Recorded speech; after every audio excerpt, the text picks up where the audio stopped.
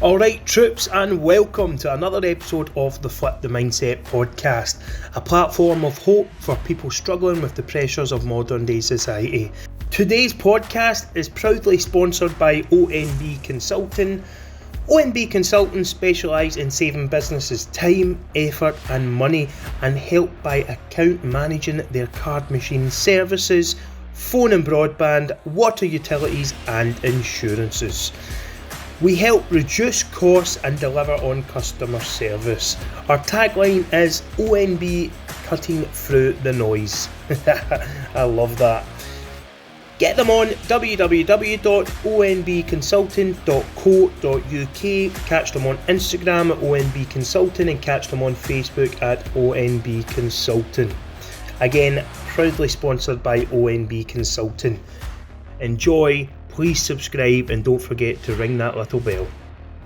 What is happening, guys, and welcome to another episode of the Flip the Mindset podcast. This is episode 24 and we're here with the fantastic Christopher Duncan. Chris Duncan? Chrissy Duncan? Chris, aye, just Chris. The problem? The problem, aye. Everybody calls me the problem, aye. AKA the problem. Aye. I love that name. It's like Aye. the Punisher. Aye, definitely, man. It's just because I'm definitely a problem when it comes to going in the cage and getting fights as well. Nobody wants to fight me, so that's what it is, eh? What is how did the problem come about? Did you make it up? The missus? No, it was actually my manager, my ex-manager. I had a manager before this, and he was struggling to get me fights because obviously, like, people didn't want to get knocked out, eh? He gave me the name, the problem, and it's just kind of stuck, I didn't have a name before, and then obviously I was looking for one, and then this just came across, and the ones you didn't look for end up the ones that stick, eh? I love the cockiness and arrogance of every fighter you meet, man. Aye. It just reaps out them. It's like a second language. Aye. That guy doesn't want to get smashed. That guy, no, he doesn't want to get smashed either. No, and then you go and talk to that guy, and he's like, he's a pussy. You know what I mean? And it just swings, man. Like you see, like definitely. Tyson, Modern warfare, eh? Tyson Fury must drop a dig in every video he does online to someone. Oh, definitely, I definitely. Brilliant. It's just he's always trying to get a step ahead of everybody. See that mindset, that motto that you've got there, that kind of mindset mode, it does intimidate people, you know what I mean? Oh, definitely, yes. You need to get, mate, when it comes to fighting, it's so primal, eh? It's like somebody's either got it, they don't. And the thing with fighting, that you need to have a switch, I need to go home to my baby now, and stuff like that. So you need to have that switch. You need to be totally honest with you, to be a fighter, you need to be a little bit fucking mental and just like, not mental as in like, but like just really know when to flip, be nasty, be good, be nasty, be good, but then being able to keep a level head as well, it's very important. Eh? How do you do that? So you've just had a wee baba, which is phenomenal. Yeah. How do you flip that switch? So you leave us tonight. You've just came for the hit squad. Yeah. You've just trained, probably bashed a few people's faces in, and then you have to go home to your missus and your wee baba. Well, I don't know. I think it kind of comes second nature to me, like obviously over the years of sparring and stuff like that, don't get me wrong, frustration and stuff like that takes a big part of it. I would go home before maybe not happy with my performance in sparring, and then have to maybe my girlfriend gets in the neck, and then I need to realise, that's not the way it should be. So I hope she doesn't get like a fucking windmill in the neck. She's a redhead, so she's fiery, eh? So I need to watch myself. Put on the guillotine, get my hands up. Get my hands up. But so the frustration, and it comes down to problem solving as well. Right, why did I end up in that situation, and let's not get put in that again. So it's been a long old process, and it's not been like overnight, but over the years you've definitely developed. I feel it's actually developed me into a better person, a kinder person as well, because not everybody needs to be nasty when it comes to fighting. Everybody sees that persona about Conor McGregor, and you don't need to be like, I'm a big softy, man. I was watching a Netflix program with babies the other night, man, and I was crying. I was like, what's going on here? Oh, what was it? Was it Boss Baby? No, it was Babies. It was called just Babies. It was like a documentary, and it was just kids getting born and all these happy things happen. I like a good happy cry. It's brilliant. Love it, man, love it. So let's begin with the great news. Yeah. You're going across to the UFC in the Contender series. Yeah. What's happening? How did it come about? How does it even work? I'm not too sure of how it works. You know, I love my UFC, but I'm not too sure on how it works. How you feeling about it? What's happening? Well, it all came about, you know, obviously through COVID and stuff like that. There was not a lot of fights going on, so you know, this kind of was like unfolded very slowly. So it's not really, I've not really had time to really think about it, but it's came upon us now, and you know, like I've just got to take it in full swing. I'm just really looking forward to getting in there. But like Contender Series, you know, everybody thinks now, like, you know, I've put that banner down as the UFC. I'm not there yet, eh? I've got a lot of work to do. This is an apprenticeship, if you like. You know, you got to go in there. My style fits really well with it. Knockouts, finishes. So this is like an apprenticeship. You go in, you show Dana White, you show Sean Shelby exactly what you're up for, and you just got to go in there, hands up, chin down, and just go for it, eh? So it really fits into the style of my fight. And from there as well, with the Contender Series, they build you, they market you, they make you into their kind of prodigy, if you like. You know, they build you, they like Sugar Sean O'Malley, you know, you've seen him, all that sort of stuff. So this is a really good opportunity for me to go and show everybody, and especially show everybody back home what I've been doing, you know, because people see all the good times and like on my Instagram, and that's the thing with social media, and that's all good and positive, but there's been some dark times, especially in the COVID and that. You know, I want to fight all the time. Like I want to fight 4 times. Was being signed to Bellator as well. You know, I thought that was me. You know, cash in. You know, but now I need to really focus on getting to the UFC, getting that contract, and then like just fight, get some money in and be stable, eh? Not have to worry about buying pants and socks myself, do you know what I mean? It's brutal, eh? Pants and socks for the babies now, man. Nappies, exactly, nappies. You know, I'll put her first, I'll buy her nappies, eh? I don't want shit in the carpet. So it's a huge journey for you, huge opportunity, huge journey. You're talking about being potentially, if you go in and which I'm sure you're going to do, if you go in and spark the lights out and set the ring on fire, man, you're an overnight superstar. Exactly, you know what I mean? Man. Well, just, you know, I put up a post on my Instagram, and just like over the last month and a half, you know, I've gained nearly 1,000 followers just because I put that wee label beside me. Wow. And that's before they've even started to push me as part of their business. Yeah. So I'm on the cusp.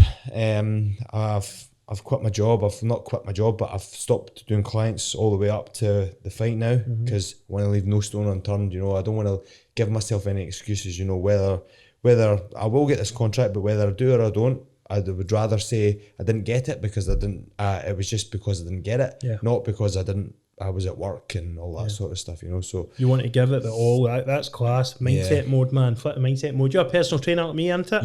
Yep. How's that been? Because for me, very hard during lockdown. You know, I was bottom of the barrel, struggling. All my savings went. It's me too. I just, you know, like the government, you know, they'd say, oh, we'll help you here and we'll give you $4,000 there and give you this and give you that. It's not enough. Brutal. Oh, mate, you know, you've put all this stuff in place, you know, and then obviously in lockdown, we were like, oh, we're coming out of lockdown, and then my missus was like, right, we'll try for a baby. Then we went into another lockdown. I was like, oh man. The second lockdown, you know, I just had to do it. I just had to go outside and PT people, and I was fortunate enough that some of my clients would come back, but no fights, so I wasn't getting my main source of income. You know, being a PT isn't being easy, you know. You're sometimes as well, you're not just training somebody physically, you know, you're almost like helping them with their battles at home themselves. You know, they sometimes come in even just for a chat, and it's very important that you keep being positive with them. You can't hit all your troubles at them too. It's a tough game, eh? You're like the wee mindset chip up there for them, you know, you're guiding them through their journey, and then a lot of the times at PTs, they've need to turn to except for the missus. You don't want to take your shit home to the missus every night, especially if she's pregnant. Or like me, we had a lockdown baby, so going through that, and I'm like, how am I going to provide for my son? I'm beating myself up. Should I just go do this now? Right, stick my guns. You're trying online stuff. We all tried that, didn't we? I'm not good at that. I can't have an effect on people online. Yeah, you end up, you seem like a personal guy. You like to get in and like do stuff, you know, but personal training, it's in the name. Like, who really wants to have an online? I can't do it. I think it's just a money-making way to get money off people. That's the thing, you know, it's no personalised, I don't feel. Do you not feel, I feel like a lot of the trainers that are really good online don't even have a personality, because when they do it in real life, they're just not. It's just not exactly. You get the odd one, you know, but like, hats off to them, they manage to do it, but you know, it's in the name, personal training. You know, you want somebody in, and like course. I train well. I'm a good like, I'm very focused, but it's definitely easier when my coach is there, shouting in my ear, you know, telling me what to do. You know, get your head down. Come on, do this. Come on, push. You know, it certainly helps, and you know, the online thing was just not an option for me. I just didn't want to do it. I just, you know, I didn't have the building blocks to start off with, you know, and if that's what people want, they want it, but it's just not for me. Yeah, same. So it's exciting times for you, man. It's exciting. It's everyone around you, like myself as well. We're so happy for you to see it happening. You're so humble on your stories and all that. You work hard. You give your followers a wee bit of personal stuff about you. Do you know what I mean? Like, get home and your wee videos and all that. And we love that. We love following that because it shows you the man behind the knockouts, or if you're a woman fighter, the woman behind the knockouts and stuff like that. Because in the ring, we just know you as a knockout master, a good fighter, and this is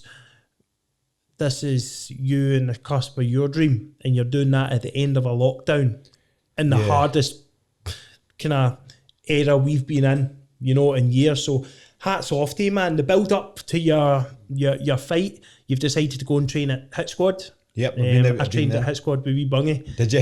He's brilliant. He's mental. He's a pure. He's just crazy. He's fierce. You see it in his eyes, don't you? Just a true Glasgow man. That's how he is, man. A true Glasgow warrior. What made you choose to go and train at Hit Squad with Bungie and Paul? And but over the years, you know, we developed a friendship through the shows and stuff like that. We've always helped each other out, like prior shows, you know, like if he's fighting, I'll go and help him. You know, it's just a kind of mutual thing, you know. In Scotland, we're such a small community, and it's really important, you know. We've got this whole world outside, so it's really important that we all join up together and help each other out, because, as I say, Scotland's small, and there's no point having the cliques and all that, you know. Get out there, learn off everybody, and then somebody once said to me as well, you know, you didn't want to be the hardest guy in the street, you want to be the hardest guy in the world, you know what I mean? So, like, the same with MMA, you didn't want to be the best Scottish guy, you want to be with the best guy in the world, So it's like opening up all these avenues, and, you know, going to different gyms and like learning and getting submitted and getting beat up, you know, it takes the ego out of you and makes you say, right, okay, I need to problem solve here, I need to fix this, I need to, you know, because there's been times I've been so frustrated at myself, I've been in the car, I'm like, what is going on? Like, I can't catch a break with sparring, or I can't do this, I can't do that. And, you know, like, learning off all these people and getting that ego out the road, it's just accelerates your growth and makes you a better fighter at the end of the day. Yeah. How do you first of all, I want to talk about it being a primal sport. It's a very lonely sport. Yep. These sports are the hardest in the world, combat sports, you know what I mean? How do you deal with these moments in the car, these real mentally tested moments when you don't feel you're doing good enough, you've got other stuff going on, you might be getting it tight for other avenues, you might not be getting money in from the fights. How do you deal with these moments? Oh, that's a tough one, man. You know, it's I've really given myself no other option, Like, I've put my heart and my soul into fighting, and unfortunately enough, PT has been something that I could do on the side, Mm-hmm. Like, if I reckon if I had put the time and energy into a business, I probably would have made that business quite successful. But I've chosen the route of going down the MMA route, something that I enjoy, something that I wanted to do.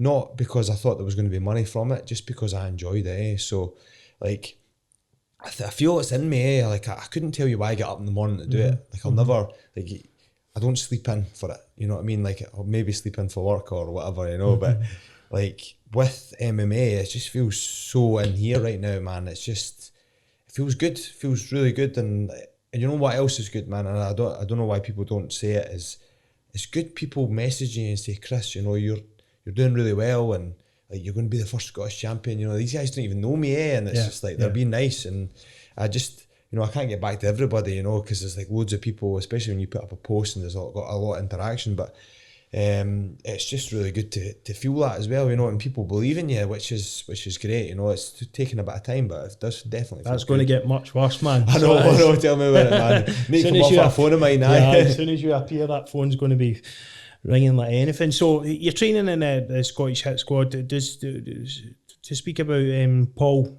he's done fantastic now. He's really came back from it. Does his recent form inspire you? Is it a good place to be? Oh, definitely. I like seeing all my peers, and is that the right word? Peers, all these people that are above me and doing this and doing that, and being associated with these people it's just great. There's a saying, it's like standing on the shoulders of giants, because you get to see the kind of path and the way that these guys have all done it.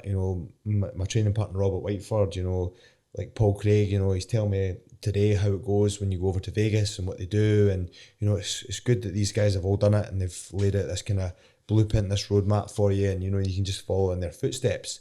And then when you get there, you can put your own twist on it, and and show your martial art, because everybody fights differently. You see Paul Craig, he's a grappler, I'm a striker, it's just, you're just going to put your own twinge in it and see how everybody likes it, Love it. What do you think the reason that Paul's hit the form of his life now?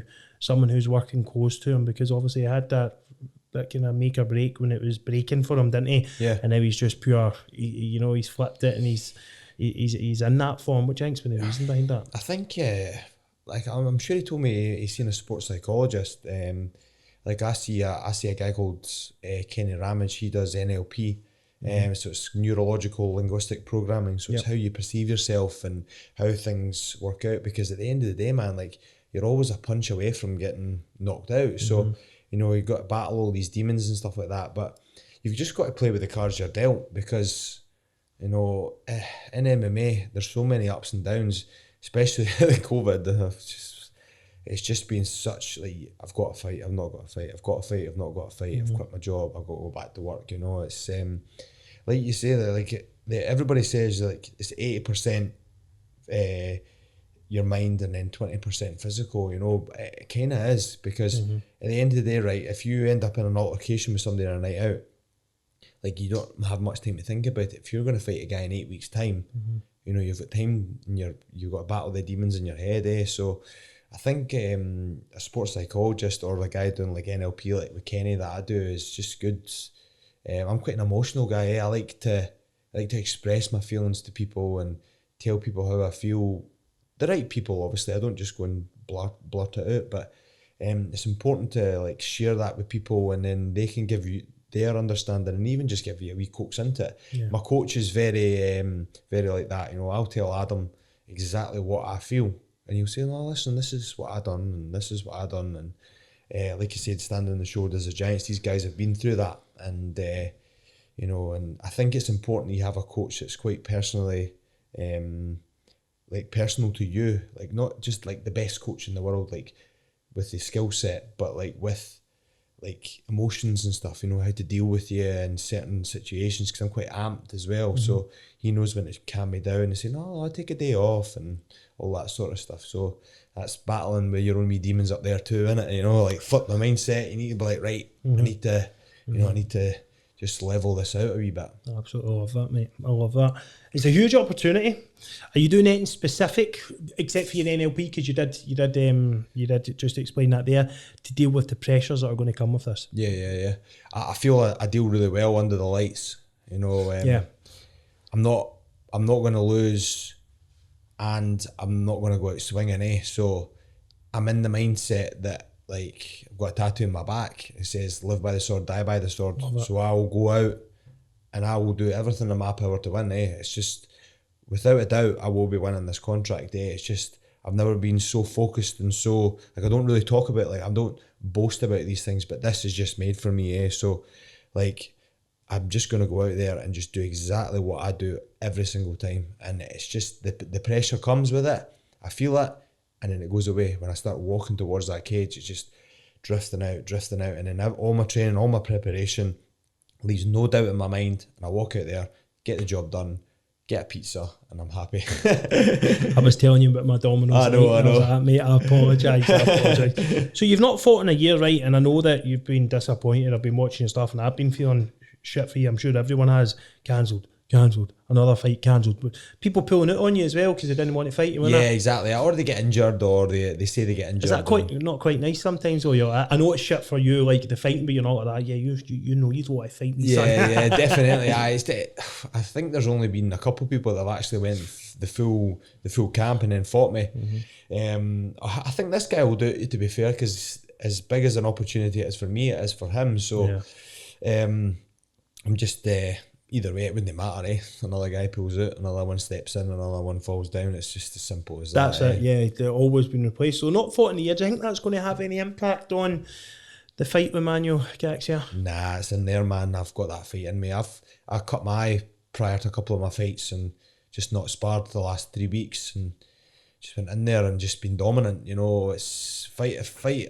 It's in you or it's out you. So I just go in there and get the job done. Obviously, there's a bit of timing and stuff like that involved, but nah, I could not spar from now until the fight and probably do still well, you know, because like I say, like fighters in you. It's been in here since day one. I've always been fighting at school, fighting my brother, fighting with my sister, you know. It's just one of the things, isn't it? Yeah. So, what was your moment where you? It's funny you say that fighting was always in you. You always had it was always in you, whether that through anger issues or just pent up aggression or a way of showing your emotions. When did you what got you into the sport? When was this thing where you thought, right, I'm just going to go knock someone out and make money off it? Well, it wasn't quite as simple as that. So previously, before I was involved with the gym and PT, I was a shepherd. So I was way up the hills with my dogs and all that sort of stuff. So done some mad stuff like that. I did enjoy my job, but it was a lifestyle more than that. And my mum actually died in 2014, and you know, it hit us with quite a shock. So I remember just like thinking to myself, you know, like it was almost like an epiphany. It wasn't like, it didn't feel like that at the time, but you know, I was like, life can be ripped away from you at any stage. So I was like, I need to go and do something that I actually enjoy. So I found the gym. I enjoyed the gym. I've always enjoyed the gym. I played rugby. So I went into the gym and done my PT course and went into the gym and trained MMA and fought, you know, and enjoyed it. And you know, I wear a pendant to the cage with me every time. It's got my mum's fingerprint on it. You know, that's a thing that I like to do as well. And it just seems to be right. And it seems to be something that I'm very motivated to do.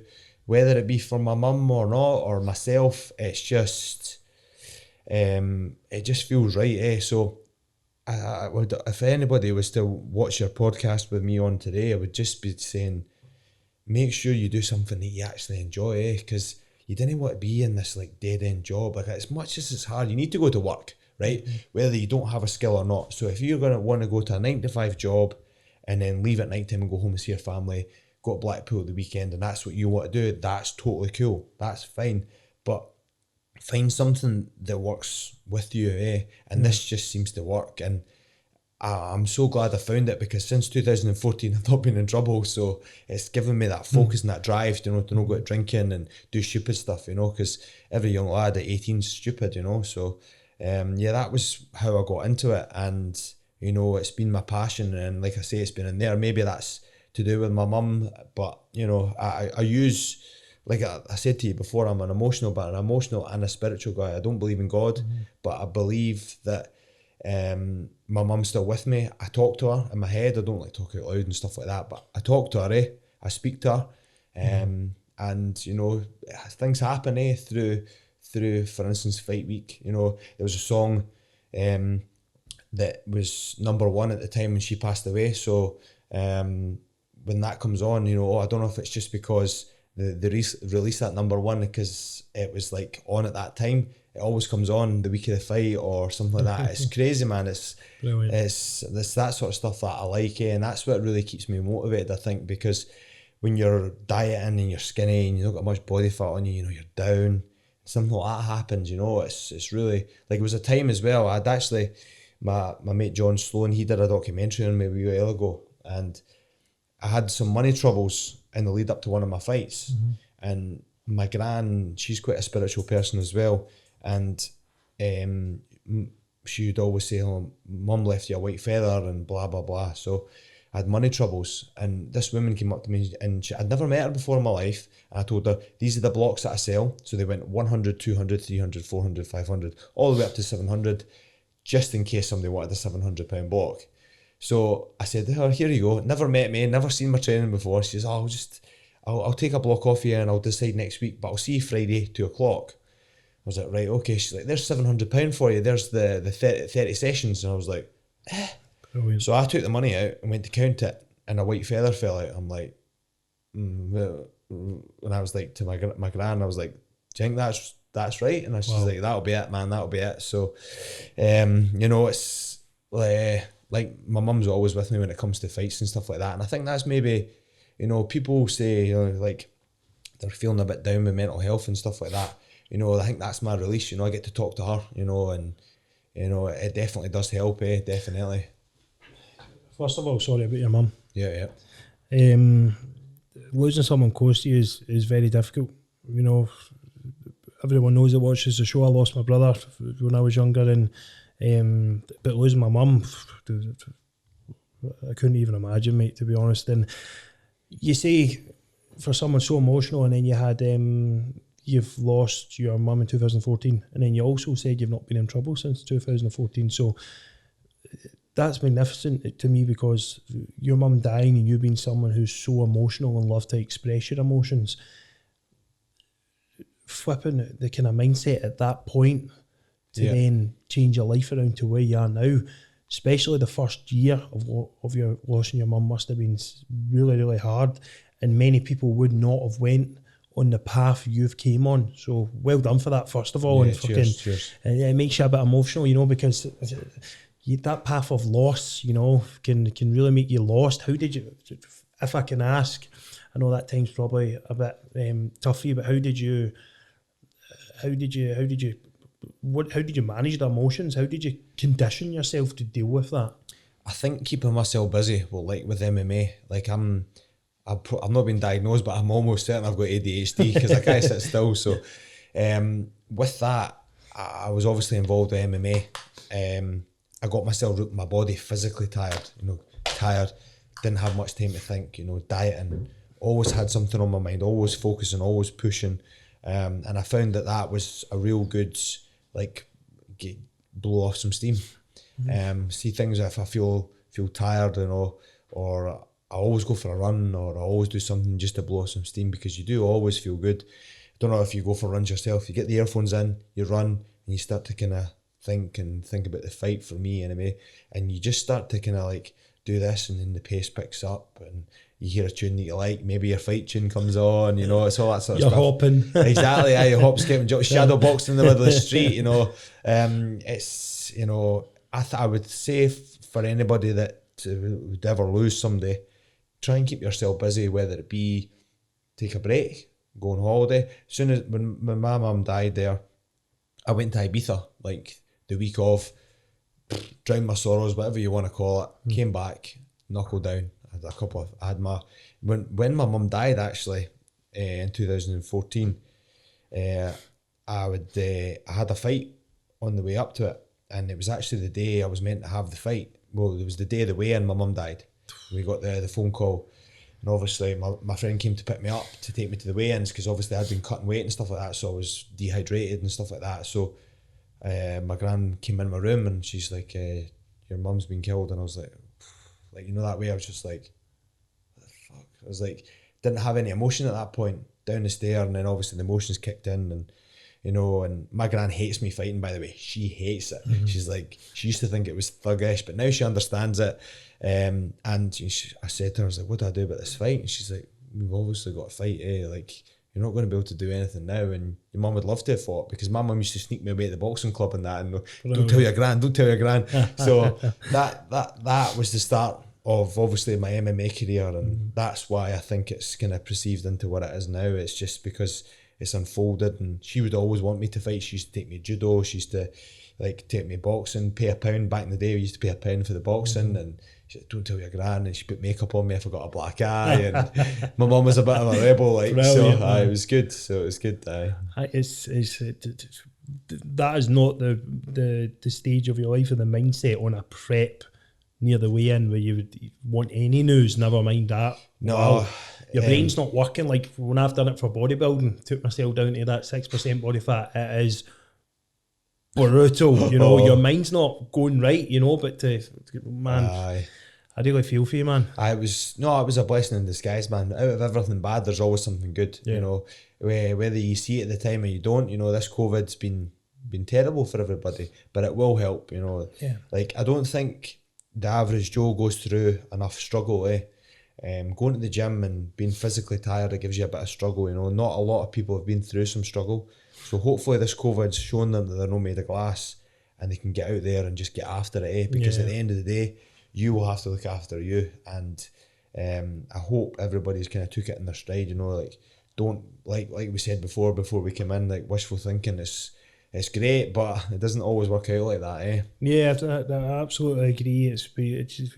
We've got to take positives from this. It's taught us a lot of things, whether it's to enjoy your walks more or enjoy what's around you more, Definitely. Enjoy going out to a takeaway or going to Five Guys or that. That was the thing that we couldn't do. Yeah, like, because we really took it for granted, didn't we? And now these things are phenomenal. Feels, you know what I mean? Even like spending time with family and friends, I appreciate it a lot more than I did. Then sometimes I would just hide from some people and be like, no, I can't be bothered. Now you're like that, no, okay, let's, you know. I was just kind of mad, you know, like that Matt Hancock, he was like, stay away, don't see your grandparents.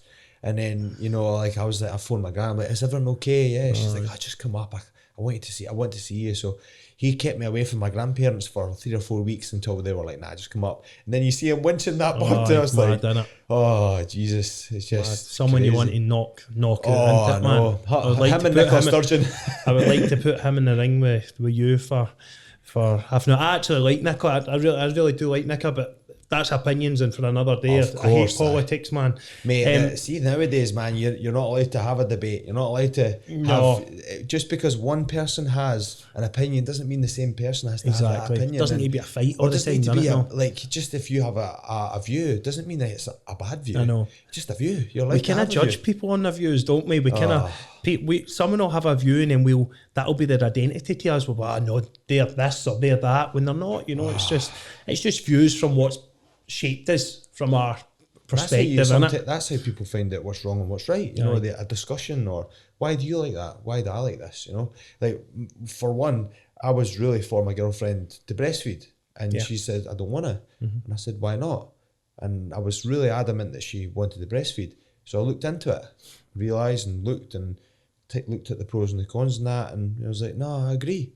And I was like, she's like, oh, do you? I was like, yeah, because I was looking at this and that, and then I get a chance to feed her, and, you know, all that sort of stuff. Maybe selfish, I don't know, but no, you're right, because that's what we don't do, and it's something I taught myself through lockdown as we talk about the good things coming out. See, if I see something that offends me, or I think offends my identity online, where you would normally react to it nowadays, or you would think, oh, well, why do they get that opinion, blah blah blah. Now I go and educate myself on why they've got that opinion, or ask them how, like, oh, so what shaped you to have that opinion? Why do you not want to do this? And then listen to their perspective and go, mate, that's sound. You know, it tends to be they've had a bad experience. Yeah, that's your opinion. Not everybody has the same experiences in life, you know. Like, for instance, we've gotten the same experience, you know, we weren't allowed to go to work. But then, you know, contractors and stuff like that, they were allowed to go to work. So they're not going to have the same opinions as what we do, you know.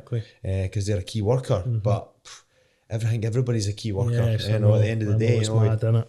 Crazy times. It's funny when we speak about that, because you think like Rangers and Celtic fans, right, for instance, or Hearts and Hibs fans, so do you know how some of them just absolutely hate each other, right? And it's the thing is, right, why do most Rangers and Celtic fans become a Rangers or Celtic fan? Probably brought up like that, Yeah, they've not got a choice in it. Like my friend the other day, smack a Ranger, mother friend's having a baby, smack a Ranger strip on him straight away. I tell you right, I'm not talking to you if you don't. The Ranger strip better be on him. Oh no, all your family's Rangers fans, and that's what you do. You're not putting a Celtic strip on him. I'm like, mate, just shut up, man. I'm a Rangers fan, but I'm like, shut up. just give him a chance. I would rather you grow up, people will be like, no chance, but I would rather you just grow up and say, right, team, do you want to support me? What's your colour, blue or green? And just go, exactly. what's your favourite colour, blue or green? Right, here you go, here's a top. They're 12-year-old and they'll just be like, I like blue. Aye, you know what I mean? It's just... Right, here's your top. Support them. Just don't look into all the madness behind it. But it's funny. So, I want to know more about you, and I'm sure everyone does, especially getting into this, so that allow so many fans fans of this podcast and your fans who maybe don't know these details to come in and really get behind you for this thing. What was life like growing up? What was life like for you? It was good, man. You know, I'd obviously with my mum and stuff like that, my mum and dad, my mum was an alcoholic and stuff like that. Not had a great upbringing, but then when I moved to my gran's. My brother and sister went into foster care and stuff like that, and I moved to my gran's, and you know, I had the best of both worlds. So I felt like I was in a really good position to see what bad was and what good was. So, you know, I didn't really take anything for granted at that point. So I feel I'm very lucky the way I was brought up. And like I say, I wasn't taking anything for granted. You know, with my mum, it was a struggle, but with my grandparents, I got everything that I wanted. My gran and my grandpa really worked hard. They owned a shop, you know, they did other things. You know, if I wanted a wee 50cc quad bike, they would buy me that. And that, like, it felt great to be able to ask for a sweetie and be able to have the money to get the sweetie, you know. So I feel that helped me and moulded me. Maybe not at the time, I didn't realise it, but obviously, you know, my grandpa's a big inspiration to me because he's always well-mannered. He's a nice guy. He's taught me a lot of good traits, a lot of good manners. So yeah, that was kind of like my childhood wasn't like really, really bad. Like, I'm not saying it was bad, but like I never got on at school. You know, not very many people do. Maybe because I just can't sit still and I don't like being told what to do. But martial arts helped that as well, to be honest. You know, like a bit of discipline. You need to get up in the morning and do this and do that. But yeah, and obviously when I moved to my gran's, we were in the middle of the country, in the middle of calendar. So tried to get a summer job, just beer money really when you're 14, trying bottles of Lamborghini and all that. I worked as a shepherd and went to agricultural college and then moved up into Cullen in the middle of nowhere and become an actual shepherd. So my dog's in my stick and it's not the most kind of thought of job when you're coming out. What made you do that? I think it just, like, these things kind of fall upon you, you know, like obviously being in the sticks, you know, just being in the middle of nowhere, it just kind of happened. I really actually enjoyed it, you know. Maybe I'll go back to it. I like training my dogs. I travelled the world with it as well. I went to New Zealand, I shore sheep. I drove tractors, I worked dogs, you know, I did loads of stuff, man. So I've been through the mill. I've done most things. That's brilliant, man. Goes in UFC, goes in Bellator, goes in UFC, world title. What's he up to? He's back shepherding. He's chilling. I was on BBC One Man This Dog and all that as well. I was on all that sort of stuff. So yeah, it's been a bit of a crazy. I say a crazy life, but I think everything, you know, being a farmer and that makes you work hard, and you know, these things are kind of. I said to my girlfriend a wee while ago, I said to her, I was like, do you know, I wish I found MMA a lot earlier because, you know, I could have done this and I could have done that and I would have had more experience. But she said you might not be in the same position as you are now if, you know, you hadn't had the battles with, say, for instance, your mum and all that. You maybe touched and go with MMA, you know. So that really sunk home with me that you know, these things, like, step by step will build you and make you become the man who you are, you know. Yeah. So was martial arts always there, or was it something that came later in life? School, I was never the guy, I was never the bully, I was never, don't like confrontation. Yeah. I would never go out my way to, like, tell somebody they're an arse or whatever, you know, but I would definitely deal with it and put a nail on the head, you know, straight away. Everybody knew me at school for the guy that wouldn't take any shit, but I would never cause any shit. So I was always fighting at school, and you know, like, I was always interested in being able to handle myself, and you know, maybe one day we have a mad apocalypse and I'm looking after myself, but you know, I was always interested in, like, combat and how to be able to defend myself, and that was kind of I actually went to the kickboxing class to get fit for rugby, and from that, you know, it just kind of unfolded as well. And then obviously in between that, with my mum and stuff like that, that really accelerated it. But I think fighting's been with me a lot, you know. If like I was never a great problem solver. Like I couldn't like talk my way out in anything. So choose violence. It's interesting that, because I talked to Chris Duncan and he says that martial arts was a fantastic way to control and manage his anger, because he struggled with that growing up. Do you think it's a great way to manage those type of feelings, or are you more of a Zen fighter?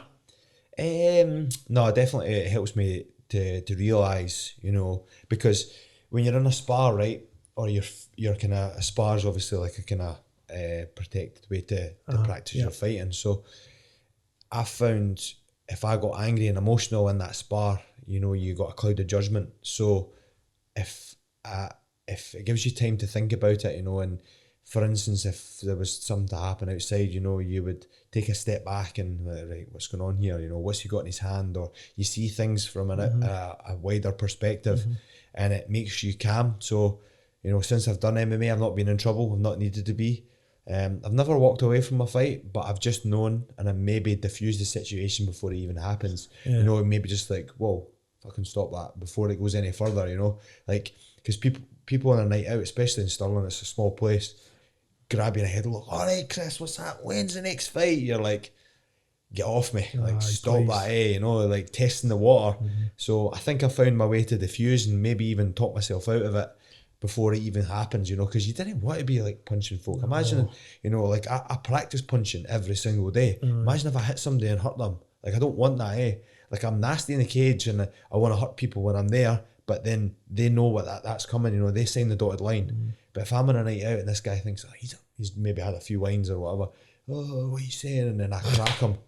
And then he's like on the deck, you know. You're in jail, like, know what I mean? Exactly. License off you. And not even for the fighting, you just killed somebody, you know, you didn't want to do that, Plus, when you're on a night out, you don't want to go to work, you know what I mean? No, exactly. You want to have a night out. Exactly. Get pissed. I'm here for a night off, man, and you just want me to smack you. So do you think like that, learning to become more calculated, do you think that helped you manage other aspects of your life? Definitely. I think that's maybe why me and my girlfriend have such a good relationship now. You know, I'm quite hot-headed anyway, you know, and it's definitely taught me how to calm myself down in situations and understand that, you know, you sometimes, like, people have, like we said before, we have an opinion. If people have an opinion, don't just react there and then, just go, right, okay. Sometimes, like, everybody pisses you off at some point. Like, I remember being on summer holidays with my pals, and even my pals pissing me off. I'm like, I don't want to be involved in that. So just take a wee step back and have a think about it, And I think that's why me and my girlfriend have such a good relationship, because, you know, me and my girlfriend have never argued, You know, I've always just like sat down and just thought, right, let's talk about this, rather than like I've had like shouting relationships before. It doesn't get you anywhere, You know, and I love my girlfriend and I'll be with my girlfriend for the rest of my life. So I want to just make it right, I didn't want to be like arguing and react, because everybody's got a little bit of impulse and they'll react on the spot, and that's not what you want, is it? So I tell you right now, this will help so many people. So many people. It's something I've brought into my life as you speak of it. It's something I'm really big on, and writing the ebook I'm writing right now is something I kind of switch on to on that. I talk to on that. Is this, you said it right, being calculative with friends, family, work, it doesn't matter. Someone says something you don't agree with, right, okay, step back. I always try and see it from that. Or the missus, I've done something and I'm wrong, you try and be stubborn and all that, but you know what I mean? You know what I mean? Take back, right, okay, what can I do to make this situation better? What can I make to do to go down better? And when you do it and it works, there's no falling outs and the anger and the guilt after it for shouting things you don't mean and all that. That's all gone. Of course, because you're heated up, You just, like, everybody's allowed to be angry, everybody's allowed to be sad. So of course.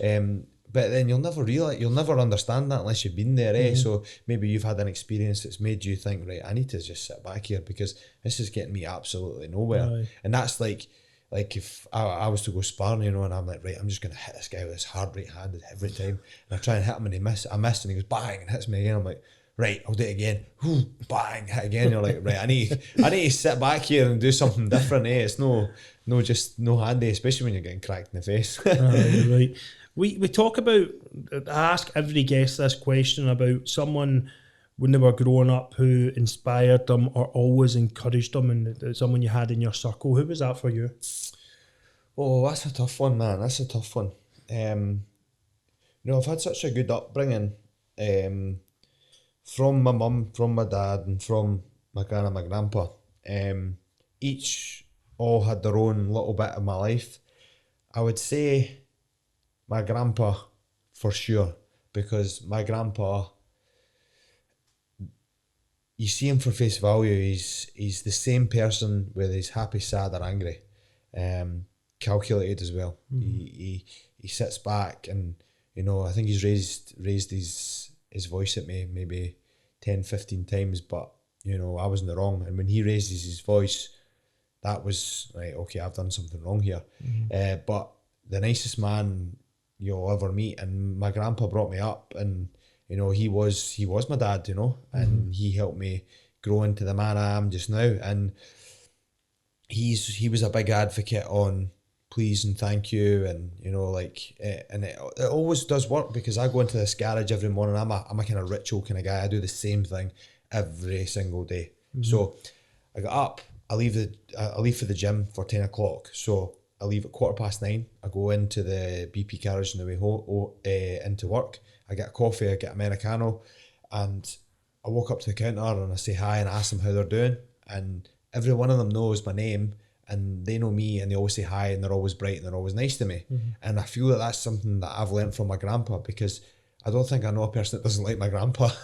And that's a big thing for me. And I don't really, I'll maybe actually just send him this podcast, because I don't think he really knows that he was a big part of that. And my gran and my grandpa are such a good team, and I think that's where me and my girlfriend are as well.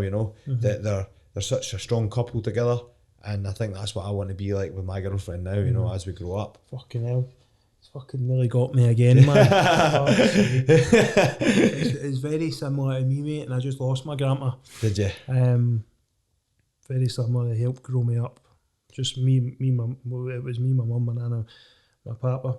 Exact same with the morals, talking to people, always leaving a good print wherever you go.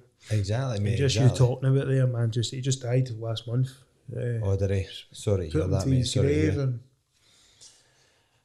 It's a different.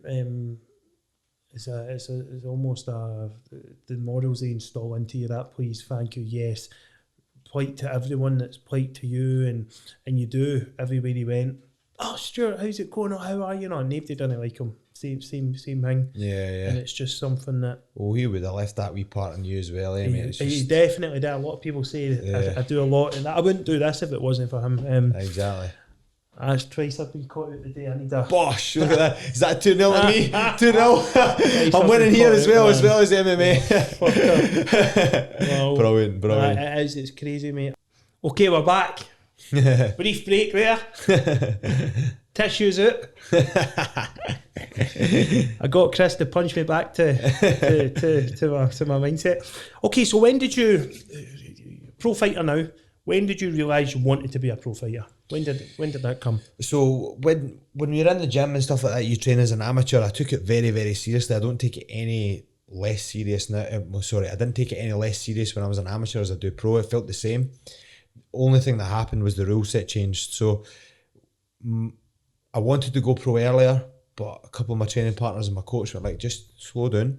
Once you go pro, that is it. You can't go back. So I waited. I had maybe 12 amateur fights. Some of them are not on my record, but I had 12 amateur fights, only made the distance twice or something like that, and lost once. And I lost to a guy that was a lot bigger than me. I took it, and he was two weight categories above me. Great learning curve, and that made me better, and that gave me on a win streak from there. And once I was training, it was mainly Robert and my coach Adam Stevenson. Like, right, you're ready to go. Would you take a pro? And mainly it was money too. Money, you get paid to fight. You don't really get paid much to fight as an amateur. So made the decision, and it didn't make me any more nervous than what it did when I was going to amateur. It's fucking shit scary fighting, by the way. Like, see, walking out to this day, I'm still super nervous, still scared to death. It's the scariest thing I'll ever do, but like, the greatest thing when you're walking out, what's going on when you're walking towards that cage? Fuck, I don't need to do this. Do I need to do this? And you're I'll be home with the missus struggling, man. Like, I look hard. No, but mate, what was it? Will Smith said the greatest things are on the other side of fear. So I really, really like the feeling. Makes you scared. Amps up your emotions. Amps up your central nervous system. You're primed. You're ready to go. And when it's done, it's done. And when I've not got the fight camp, I go almost into this blue, like I'm just like my girlfriend calls it post-fight blues. I take a slump because I have this void that I need to fill, and I've not got it. And people usually fill it with food, whereas I don't want to get out of shape again, so I'm like trying not to eat too much, and then it's just that wicked circle. So maybe one day, Tyson Fury, I'm a big fan of his since his documentary that he released about how he felt and how his mental health and all that went downhill when he hit top of the bill. So I'm going to take that in my stride and kind of learn from your peers, the people that you look up to. So, I think my wee one's going to help as well. I've got this little pot of gold now at home. Mad, it's crazy, mate. It's crazy. It's just such a, like before I came here, like she's trying to get her to sleep and she's crying and gets so frustrated and angry, and then they just give you a wee smile and you're like, oh, I love you. it's mental, innit? Takes all your emotions away for that smile. Oh, definitely. All my anxiety gone. He smiles at me. I'm like, or even when he does his wee laugh, I'm like, aye. Brilliant, my wee one's just done 2 laughs. She done a laugh with my girlfriend. She sent me a video of it. Oh, it's just melts your heart, doesn't it? It's just brilliant. I absolutely love it. So were you natural at combat sports, or did you have to really put in some serious graft to get to you? I was good. I could always fight. I could always, chin down, hands up. I could always fight. But it was more the work ethic I had to work on, where I need to be, what I need to achieve. Yeah. And looking at people and learning from them as well and saying, like, what's he doing? And, fortunately enough, the internet's a great thing. You can look into it and, see all this different stuff. I learned about nutrition myself. I seeked out a bit of help here and there. It failed me. It wasn't very good. I followed a bodybuilding diet for a sport that's very, very demanding on energy and carbs, and they were cutting me back on carbs, which didn't work. So you just kind of learn from your mistakes. But yeah, I had to work on the,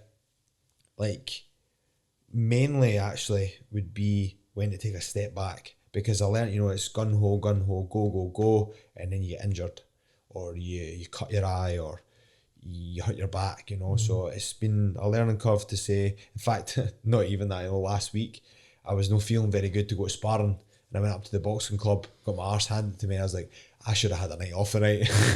But you'll live and you'll learn, so that's mainly, it's just such a funny sport to get involved in, because obviously there's so many different attributes to it.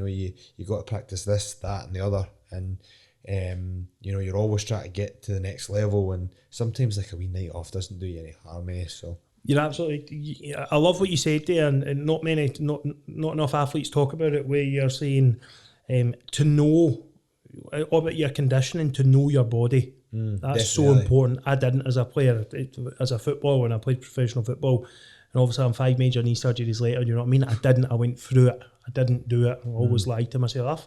Hamstrings tight. I've played anyway, you know what I mean? To know your body, to know when that day off's not going to, that it's going to be more positive for you than negative. That's very important, man. It's a tough old game, that, especially with the mindset you'd have, if you're doing football or you're doing your bodybuilding and stuff like that, you're all in, Yeah. There's you deal the cards, you just go, right, here we go.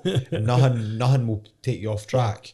You'll have a wee chocolate bar here or a wee cheat here, but you're really focused, and you'll just work through these hard times. The main one for me was when I first fought in Bellator. I really done my back in lifting weights. I got signed the contract that day, went to the gym, lifted heavy weights, done my back, and I had 7 days off. I had to have 7 days off, and I still went in and knocked him out in the first round. So do you really need to train as hard as you think? Don't get me wrong, when it's possible and you're filling your body with the right foods and you're feeling good, really do train. But like a wee night off not going to do you any harm, eh? Oh, you're absolutely right. You've trained all over the world in gyms. You've seen a gym. People, Chris Munger talks about going and training in, I can't remember the gym when McGregor trains in Ireland. Oh, SBG. Aye, so you're training all over the world. What's the big differences you see between these small combat gyms and the big ones that are producing? Just more people, more athletes. So I'll go to American Top Team. I've only been there once. COVID fucked it up again. Yeah. But I'll hopefully get there again. But these guys have all similar mindsets, and there's more bodies.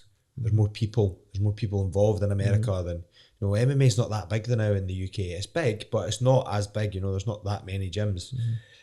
So the bodies and that are over there. Different types of styles of fighters, stuff like that. So you don't need to travel, but I like it in the sense that I get away and I seclude myself away from everything, and like you say, get the blinkers on and just get the nut down and train with these guys, that, like you say, similar mindset, so they're always up to get training again, eh? Yeah. So sometimes I find it hard to find training partners now and again, but that's the main reason why I go there, because it's all kind of the same mindset, eh? Yeah, JP Gallagher, who was on, JP trains the coach of Nico Carrillo. Oh yeah, he just became champion.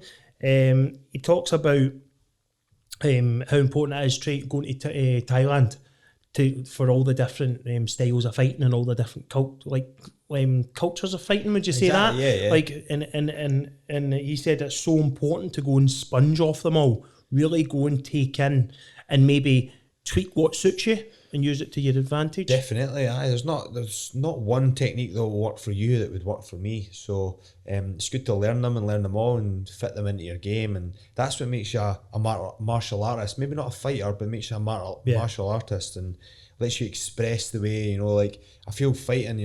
As cliche as it sounds, like I feel the way you fight brings out your personality.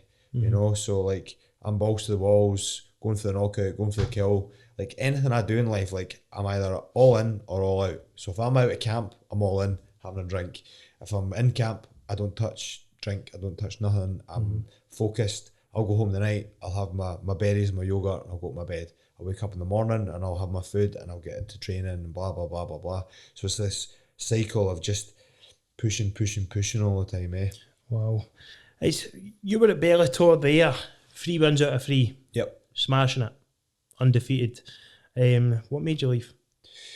Dreams. The UFC, man, it's always been in the cusp. If I would put my head in the pillow at night time, I would always say, I would love to have been in the UFC. I grew up watching the UFC. What's this? I turned it on the telly.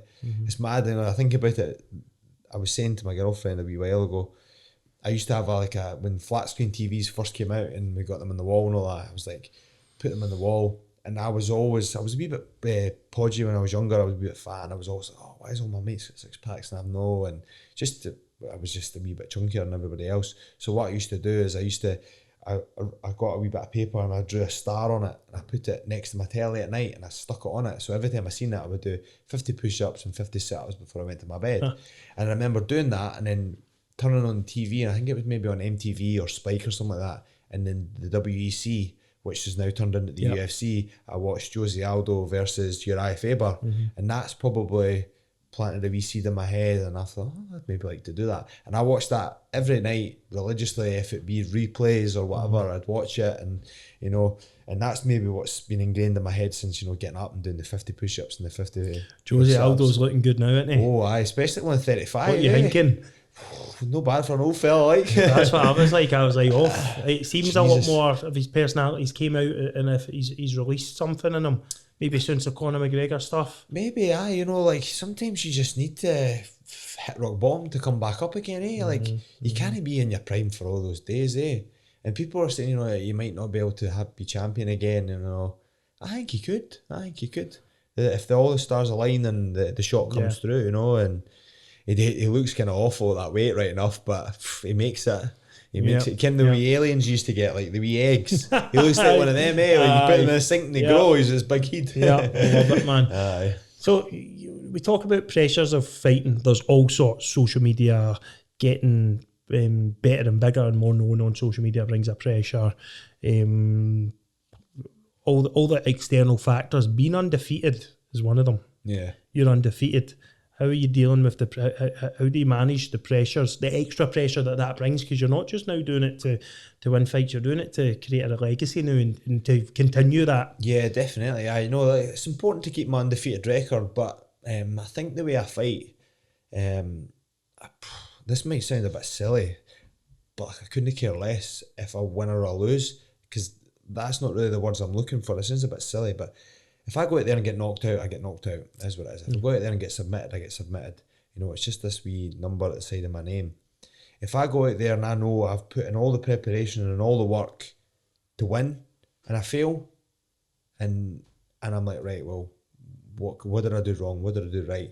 Whereas if I did my training camp and I missed this session and ate that and didn't make weight, and I just think that would play in my mind a little bit more. If I went out and got beat by the better man, I think that wouldn't be a baller. But, you know, like I say, live by the sword, die by the sword. Go out there, go out swinging.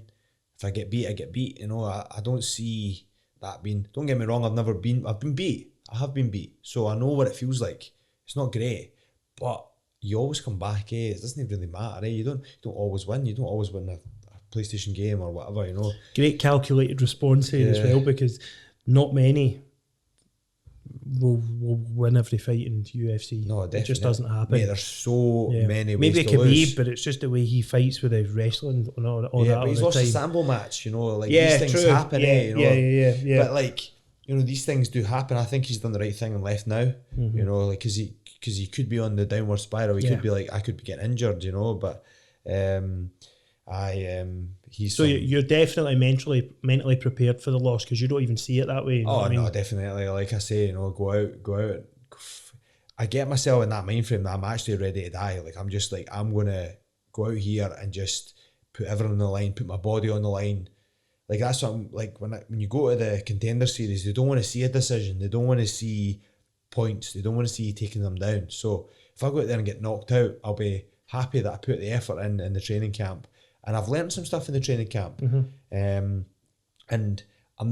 this isn't going to happen. I'm going to get my contract. But if I was to ever not get the contract, I know I did everything in my power to do it. So like, what's wrong with that? You know, like a lot of people are like, but what if you lose? But I don't really care. It's like, I do care. I do. I think that's the wrong word. We beat people down too much. Yeah, exactly. It's like, don't we? Don't lose, you know. We beat people down about chasing their dreams, don't we? Exactly. We try in Scotland. You see at school now, they're giving medals out to first, second, third, fourth, fifth, sixth, seventh, eighth, and you know what I mean? Like, you either win or you lose. Yeah. And if you don't realise that he won and I lost because you're getting a medal anyway, what's the point in that? I really don't agree with it. It's ridiculous. No, it's good. And then that doesn't make good sportsmen Life's either. brutal when we come out of school.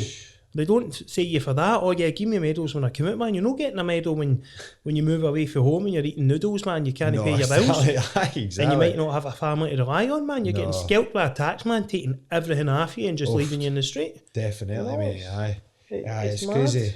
And then that doesn't teach good sportsmanship either. Definitely because not. like, you know, like the winner comes up and shakes your hand because he's happy, but the loser, the bigger man, you can't shake his hand. You know, it takes the importance out of the sport as well. It takes the kind of we love winning. It's not all about winning. Well, some people will say it is, but we love winning and giving our all to win. Someone is going to win or lose. If you take that away and just say we're all winners, it will take the people. Why do I need to train so hard if we're all winners? You know what I mean? Why do I need to train so hard? He's going to get a medal to us both in that UFC cage. In the octagon. Why do I need to train that hard? I can take the foot off the gas. Or we both going to get the same money for the win. Exactly. All right, I'll take the foot off the gas. That's a good incentive, you know, to win and to knock out somebody. You do get a bonus. Yeah. So the way the UFC works, they pay you to show, to make weight, and then they pay you to win. So you double your money, but then you also get 50k or 75k depending on which state it is, to knock somebody out, or we get the performance of the night. If you get the knockout of the night, and the performance of the night, your quid's in, eh? So we all know who to tap money off in the future, so we do, by the way. Mr. Knockout Happy, man. That's it, man, that's it. Sterling, the beers are on him. Exactly. Up the food bar. Remember the food bar, mate? What a night out that can be, by the way. Oh, it's good, isn't it? Wow. Wow. Many a good night in there. That's all I'm going to say, wow. So you recently became a dad, so did I. I know the importance of it, as everyone watching, mums and dads will. It's another external factor of pressure, of course, on dad, and we get a lot of dads who unfortunately take their own life because of pressures like this, for certain things not falling into place. And there's so much good, and there's so much good if you can be calculated and like, it's made me, my wee boy has made me. There's two things I want to say. It's made me be a better person every day and strive to be better every day. It's made me be better with money. I wasn't really good with money, you know, and I previously had a gambling addiction. What we were talking about, I'm wearing the Gam Talk, jumping in now. We've got Paul Pettigrew, who's just been on today. We've been recording. He does amazing work, so I'm supporting him today. But I wasn't good. Now I'm amazing. Now I save all the time just because of him, you know. It's not just because of him, because I made the decision because of him, and because I see how important it is. If my anxiety is really, really bad and I'm feeling pressurised, do you know what I do? I go in at night time in his room and I listen to him sleep. I know that might be quite weird, but I go in and I listen to him sleep, and I mind it because do you know the baby by me, the bed to me thing? Yeah, do you know that thing that's right next to the bed and you're always looking in, shitting yourself? He's still breathing. The first night you're like, you hear them going like, and then they go, brilliant, man. What are you doing? Wait, you up to Yeah, exactly. don't have you done that? Well, no, you know what I actually done the first night? I don't know if I've ever told this in a podcast. I actually stayed up the whole night because I had bad anxiety, and I wasn't that well at the point mentally anyway, and I had so bad anxiety I stayed up and I watched 3 films. I remember the whole of it. She was out for the couch. She's obviously knackered, do you know what I mean? Of course, we both stayed up for a bit, and then I was like, go to sleep. She's like, you go to sleep. You go to sleep. You weirdo. She went to sleep, and I'm just watching these films literally every 2 seconds or every 10 minutes, peeking over, peek over, and I slept during the day when she went up. True story, but there's something about it now, listening to him sleep, that soothes me and just makes me think, wow. It's such a good feeling, man, you know, like, do you know how like there's all this stuff going about the internet now, and they talk about, you know, like women should be allowed to be CEOs of companies and blah blah blah blah blah, and they need to strive for more, and I don't see why it's wrong for a woman just to want to be a mum. Like they put so much pressure on females and stuff like that you need to get a good job, and you need to do this. It's okay to want to be a mum. Yeah. And, you know, I love being a dad. I didn't think I'd love it as much as I did. I always wanted to have kids. That was a big fear of mine, not being able to have kids. And I'm just so happy that I've had kids now. But, you know, like you say, you go into that room and you see them, you know, they're sleeping, they've got their wee arm up and that. And, you know, you hear them breathing through their nose, or they're snoring or whatever. It's just such a good, soothing feeling, because at the end of the day, this wee person's dependent on you, and they're just sitting there and breathing away, not a care in the world, just waiting for their next bottle, eh? So, no, I get what you mean. It's mad you say that, because it's almost like it's frowned upon to be a mum now, isn't it? To just be a mum now and stay at home, people are like, why? You just say, are you lazy? You've got a good career ahead of you, you know, you could do this. It's not that. I've literally heard or read on the Facebook, like, when you get something like that and it's on there, you'll see people go, you're lazy, you're not going to go out and work like the rest of us. And it's like, if she wants to be a mum, she'll be a mum. Same as dad. It actually brings me to a thing. See, lockdown taught me that I love being there. So dads, normally the thing is, right, let's be honest, the relationships between our children are good, but not when you've got to, so the past, it's always been right. When you actually think about this, right, we go to work every day, we put them in nursery, right? They spend more awake time with their nursery teachers than they do with us all through their child life. They really do. If you've got two full-time working parents, right? Yep. And they go to work, we see them from when? 5:30 or 6, if we collect them by then, till 8 o'clock when we put them to bed. Do you know what I mean? It's not good, is it? Monday to Friday, when you actually think about this is when we see our kids. It's 3 hours a night. And then on the weekends, if we're not away to football, if the mum and dad aren't working overtime, so we have 3 hours a night and we have a Sunday. You actually think about that, it's actually so weird. And we develop this relationship with them over years and years and years, of course. But see, when you think about it, it's not that much time. No, exactly, man. And that's what I want to do now is like, you say, you know, what's made you want to do MMA? You know, now that I've met my girlfriend and the person I'm going to be with for the rest of my life, is I'm want to provide money. You know, money comes with this fighting, and it was never my main goal. But now money's starting to come to that.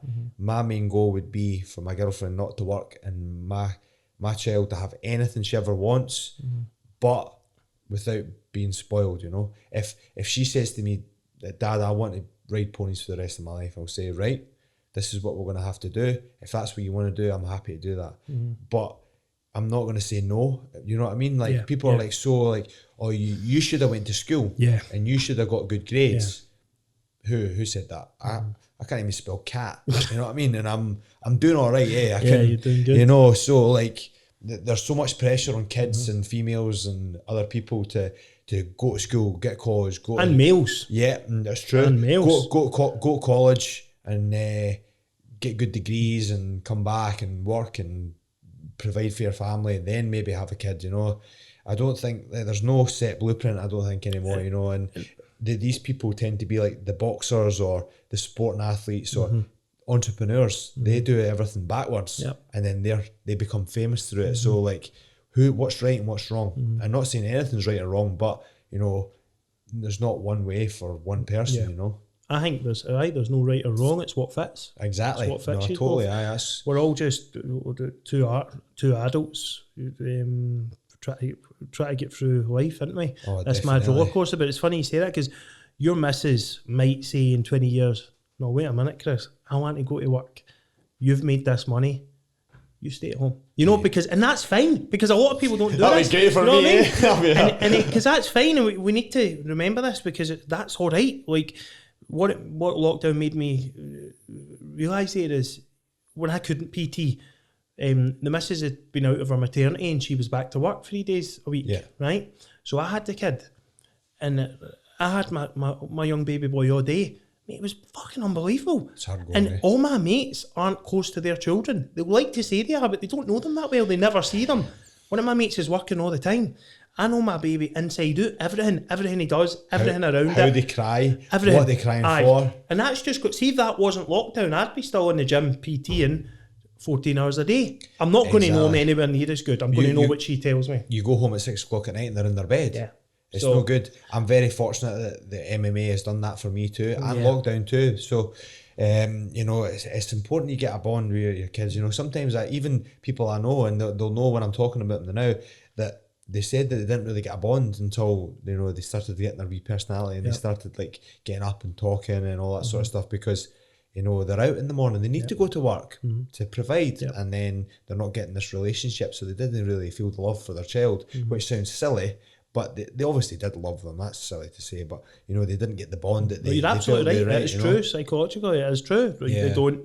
They can't. You do, but you feel almost a wee bit isolated back from it all. Exactly. You know? Yeah, exactly. And you're absolutely right, mate. And you remember some couples will go out. Both of them will be out working straight away. If they've got aspiring careers as well. Like you see actors and stuff like that, they'll be out and travelling and away, and baby will be with a nanny. So it's that way where it's very interesting that lockdowns maybe gave us this perspective for a 4-day week maybe, or for like myself when I go back to work now I actually I built a big gym in the garden. It's huge, and I structure my days better now, and I don't take as many clients on because I don't need all the money in the world. What I do need is more time with my son, you know, but I can do that now.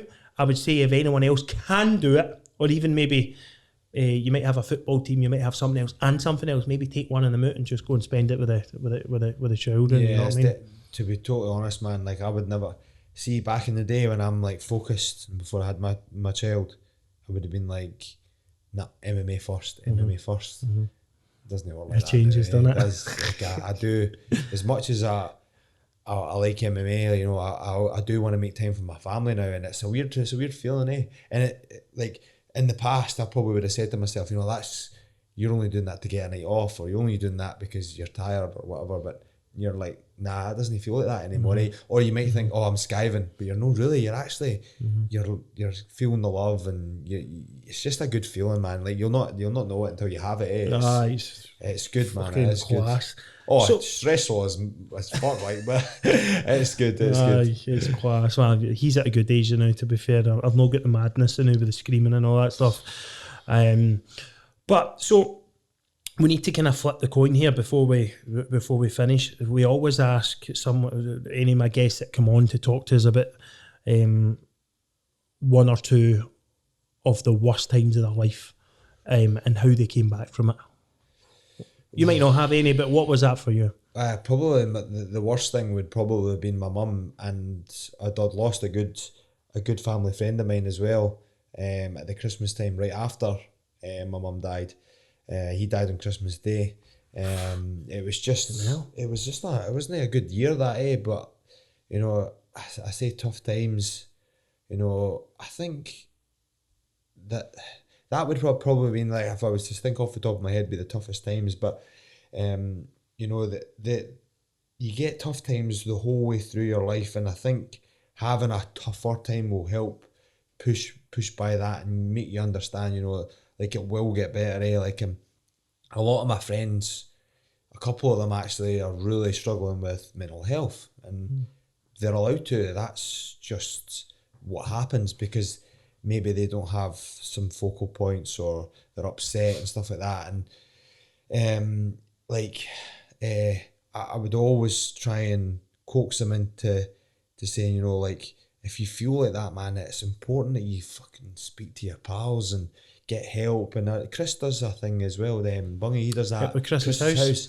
That's good, man. You know, like a couple of my mates and that, you know, they really struggled through lockdown, and you know, they're having a tough time. And not everybody's tough times need to be as traumatic as each other. I know. You know, like a lot of my friends have got like mental health problems or whatever, and then, you know, like for one person, they're like, oh, fucking hell, that's nothing compared to what I've had, you know. Yeah.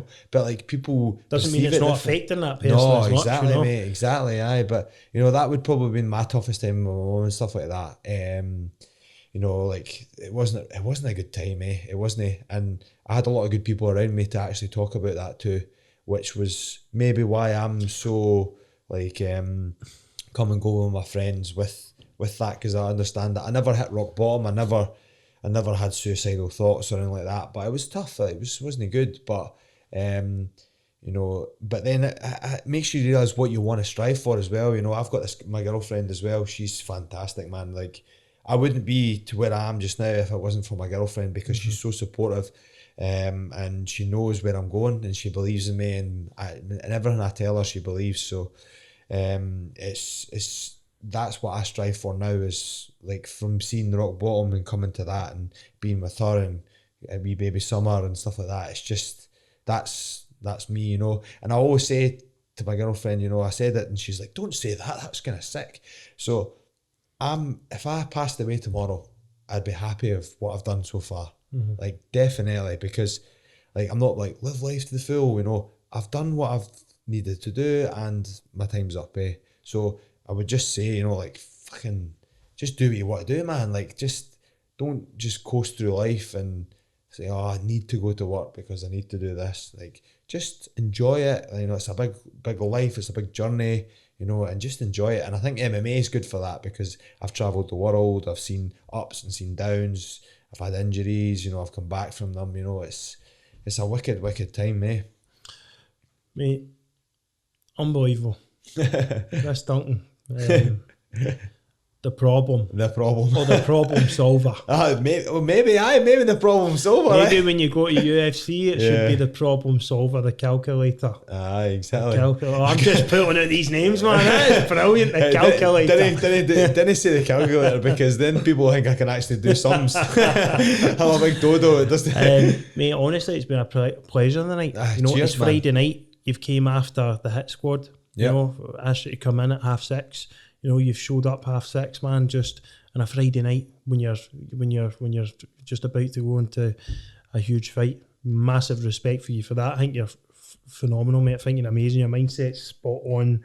I'm sure many people are going to love this podcast, this episode. Good. They're going to take a lot from it, a lot of hope from it, a lot of problem solving, you know, being more calculated and maybe a different perspective on how to face your demons, guys, and face your days, structure your days, go at life. We're all in this mad fight. I do this, Flip the Mindset, it's a platform of hope for people struggling with the pressures of modern day society. We all struggle. We all face these mad, you know, life's a roller coaster. We all face these things that just come out of nowhere. We lose people, you know, we lose opportunities, we gain opportunities, we make bad decisions, you know, we maybe do bad things. There's a lot of positives and there's a lot of good to take. I just want to thank you for coming on, for your time, first and foremost.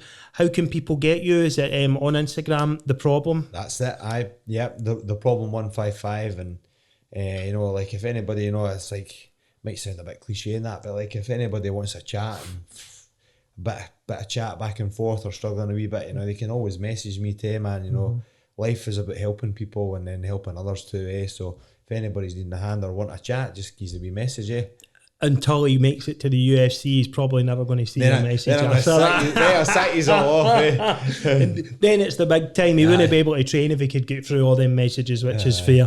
But phenomenal, mate. I want to thank you again for coming on. Thanks, guys. Tune in next week. We've got some phenomenal guests coming on, and you know, to top this podcast, going to take all this. It's been fantastic. Thank you. Perfect. Cheers, Thanks, mate. Cheers. Thank you, mate. Cheers. Magic.